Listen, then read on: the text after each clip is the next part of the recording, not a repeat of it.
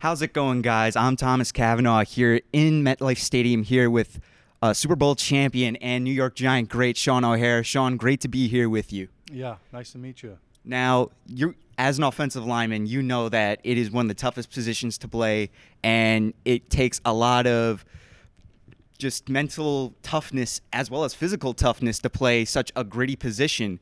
How did you adapt over the years playing against some of the toughest defenses in the league?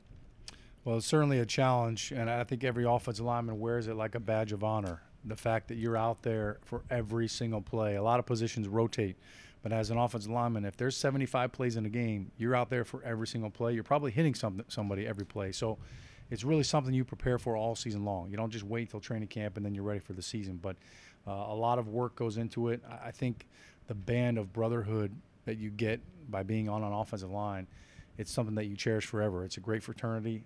We pushed each other.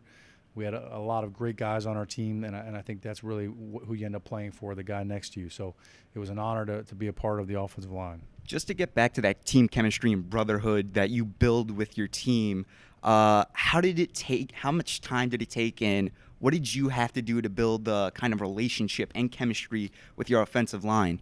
Yeah, you can't manufacture it artificially. It's got to be natural. It's got to come through time. Chemistry is done through repetition.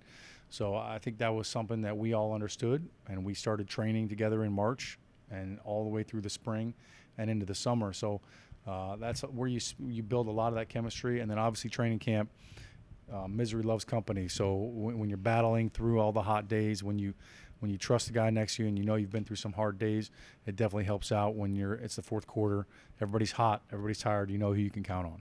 Now, going from the grueling trenches of the gridiron to the bright lights of getting in front of a TV camera and working with Fox and ESPN Radio.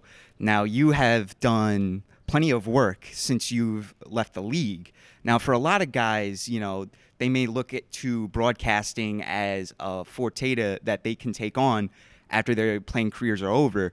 Do you see it as probably one of the most viable outcomes a player could take? To get into broadcasting? Yeah. It's not for everybody, but I think that you're seeing a lot more players do it. I think for a number of reasons. Number one, there are a lot more outlets now than there ever were. I mean, there's so many TV stations and social media platforms, digital platforms, so there's a lot more opportunity. But I think a lot of players realize it's great to get them close to the game and keep them close to the game. One last question for you. Now, you're a Super Bowl champion, but it was one of the most unforgettable upsets in sports history.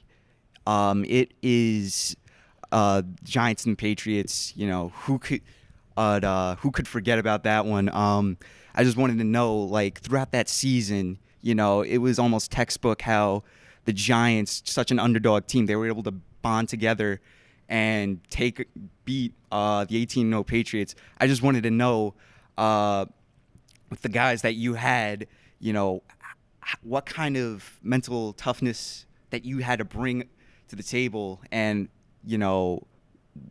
was there any different that year compared to other years where you were just building as a brotherhood? Well, I think the big difference was we got hot at the right time. And, I've been on some good teams before, and we didn't play our best football at the end of the season. And that year we did. So it was great. It happened to be a road to redemption for us. We got to beat teams that we lost to previously that year. So that made it a little bit sweeter. Well, that's all the time we have today with you, Sean. Thank you for being here. My pleasure. As always, I'm Thomas Cavanagh. Now send it back to New Rochelle for you guys in Iona.